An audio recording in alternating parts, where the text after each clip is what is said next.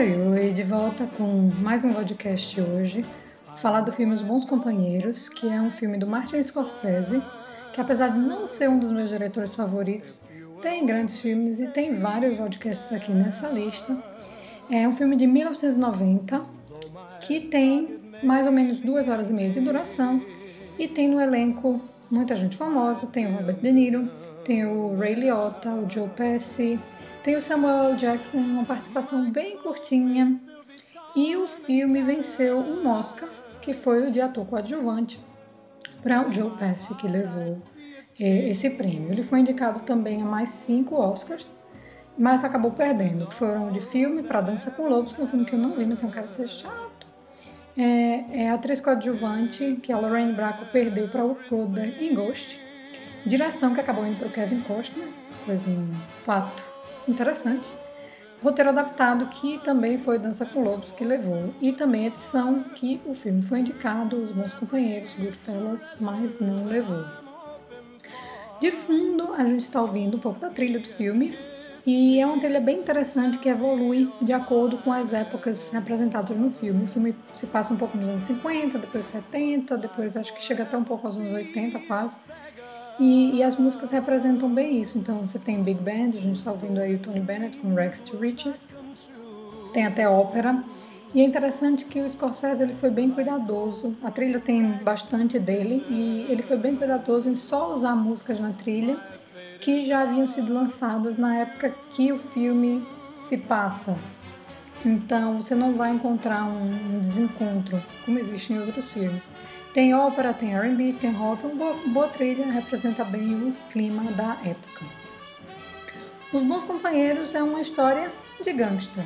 Se a gente puder resumir, é basicamente isso, e é uma história que, digamos, inicialmente nos anos 50, ele constrói aquele gangster glamourizado, que é o cara que está acima da lei. Aquela figura que era um pouco mística, apaixonante, tinha respeito da comunidade. Então, é uma figura que existe até hoje, não só na Itália, mas como em muitos outros lugares também. E o interessante é que, como esse é um sistema em que, digamos, os freios e os contrapesos não são iguais aos da sociedade comum, quem cresce naquele meio, desde sua infância, adolescência, se cria ali, digamos, tem uma dificuldade muito grande de se adaptar a uma possível vida comum. Então, acho que esse é um tema bem interessante que ele trata. É possível um ex-gangster se adaptar a uma vida comum ou não? Parte disso é o que Os Bons Companheiros quer contar. Boa parte do filme ele é feito em voice-over, que é narrativa, que é um recurso que o Scorsese também gosta muito, está presente em muitos filmes dele. E também outro recurso que ele traz é a ideia do ritmo acelerado. Ele acelera bastante a história em pontos. É comum para dar um pouco de vazão, para correr um pouco mais a história, até porque representa um grande período de tempo. Humor, muitas cenas de cores, explosão de cores, é uma coisa que também existe em alguns filmes de Scorsese. Um elemento que fica claro logo no início do filme é, acho que a corrupção e a conexão, digamos, entre Estado como governo, máfia, polícia, um se alimenta do outro. Um elemento comum em filme de máfia, então não é inovador, digamos, trazer isso nos Bons Companheiros, mas os filmes que não caem no maniqueísmo vão sim deixar logo bem clara essa amálgama, a gente já falou disso em outros podcasts. Logo também vai ficar muito clara a ideia de lealdade entre os membros da máfia, a lei do silêncio, a história da Omertá, que deve imperar na sociedade onde é que eles estão presentes. Eu queria dar destaque a 2 cenas muito bem feitas, então tiro meu chapéu, tiraria meu chapéu para o Scorsese, que é uma cena feita em take contínuo, uma cena maravilhosa quando, digamos, a namorada de Henry, que é o personagem do Ray Liotta, ela Karen, ela é introduzida um pouco com mais tempo na história, eles saem num encontro, num date. E é uma cena muito interessante de ver, feita em take contínuo, ela é longa, ela vai por vários cenários, é muito legal ver essa transição. Em relação a Karen, ela é uma mulher que parece ser, digamos, uma mulher enfeite, mas acaba que ela logo se demonstra interessada pelo poder.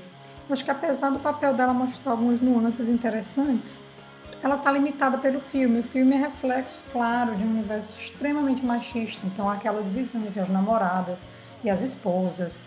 As esposas devem aguentar tudo que os gangsters fazem, mesmo resistindo, mesmo brigando, mesmo fazendo escândalo, elas têm que ainda assim aguentar aceitar tudo que eles fazem, o que me acabou irritando um pouco, porque ou as mulheres do filme são acessório de homem, ou elas estão ficando doidas porque estão sem homem, ou elas estão ficando doidas atrás do homem. Então, uma mulher sem homem não tem como ter o juízo normal. Foi mais ou menos o que o filme quis dizer. E com homem também não. Então, é mais ou menos comum, é uma pena que sinto, de Scorsese representar um pouco as mulheres assim, não representar as mulheres. A segunda cena, voltando a dar os meus elogios a ele, que eu queria dar destaque, é uma cena de briga no subúrbio, que a paisagem das flores que a gente vê, as árvores floridas e tudo mais, contrasta muito com a violência que está acontecendo na cena, então eu achei genial também a decisão de colocar aquilo acontecendo ali, da maneira como foi. Cenas interessantes vão vir da dinâmica entre a Karen e o Henry. Ela, que é de uma família um pouco mais tradicional, educada, elegante, ela de repente se vê cercada de gangster, mulher de gangster, filho, que vivem nesse sistema alternativo. Então, quando todo mundo está nesse sistema, tudo acaba se normalizando. Você perde um pouco a referência do que é real, da realidade. O Robert De Niro também está muito bem no filme. Ele é o Jimmy Conway, que é o gangster, digamos, rei da carga roubada, do contrabando. Adoro o De Niro, mas é mais um filme que ele faz mais um gangster. Claro que eles são diferentes, a gente teve um pouco essa discussão no Rater Movie com o Alípio, mas é mais um filme de gangster que o De Niro faz. O Joe Pesci, por outro lado, apesar dele ter levado o Oscar, eu achei o personagem um maníaco louco descontrolado com algum complexo de inferioridade, porque o homem só sabe falar gritando e me irritou. A atuação tá boa, mas imagine 2 horas e meia um homem gritando no pé do ouvido. Não dá, não dá. Interessante também é que eu acho que certos acontecimentos no filme que poderiam ser um pouco enfatizados, um pouco mais, são tratados bem rapidamente. Tipo a cena da prisão, da condenação, vou falar um pouco mais. Mas é um ritmo acelerado, comum até a Scorsese, que acaba me incomodando um pouco. Acho que perde de criar um pouco mais de conexão com os personagens. Mesmo, digamos, se a gente não vai necessariamente se identificar com todos os gangsters do filme, mas porque tudo às vezes passa tão rápido, é difícil você até entender a motivação ou o que é que o personagem passou quando aquilo aconteceu. Não são acontecimentos simples. Mas mesmo presos, a gente vai ver que o sistema de privilégio continua para eles, então nada muda muito.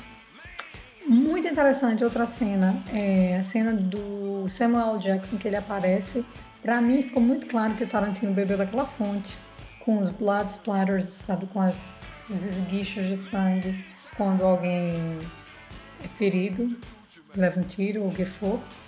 Câmera lenta nos esguichos de sangue, é uma coisa bem Tarantino usa nos filmes.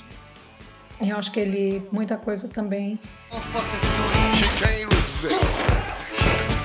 pegou daqui. E uma outra cena maravilhosamente bem dirigida são os corpos que estão sendo encontrados um a um depois do grande roubo, um grande roubo que existe no filme, magistralmente dirigido também aquela cena.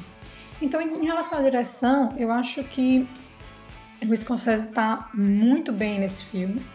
Eu vou de nota 8,5 por alguns descontos aqui e ali, que eu já mencionei, questão do ritmo acelerado muitas vezes. As atuações que me incomodaram um pouco, no caso do Joe Pesci, por exemplo, que, como eu disse, levou o Oscar, mas mesmo assim me irritou. E nota muito boa. E uma pergunta que fica aberta, que eu acho que é a grande pergunta para terminar o nosso podcast aqui, é a questão: é possível um gangster ter uma vida normal? Se ele sai daquela vida, ele consegue se adaptar a uma sociedade comum ou não? E o Scorsese meio que deixa essa pergunta no ar. E cada um tendo agora sido exposto a como eles vivem, qual é o sistema de privilégios que eles têm ou não, tem suficiente informação para poder responder essa pergunta. E aí, o que é possível? Eu consigo me adaptar nessa sociedade comum, normal, ou não? Então é isso. Um bom filme, nota 8,5, muito bem dirigido, acho que magistralmente muito bem dirigido, então mais uma vez tiro meu chapéu. Não me identifiquei grandiosamente com nenhum dos personagens, nem necessariamente com os temas tratados, então por isso talvez também minha nota não tenha sido mais alta, mas uma nota muito boa, bom filme, bom. Muita gente diz que é melhor do que Poderoso Chefão. Mentira. Mas é isso, Os Bons Companheiros, do Goodfellas, nota 8,5. Valeu.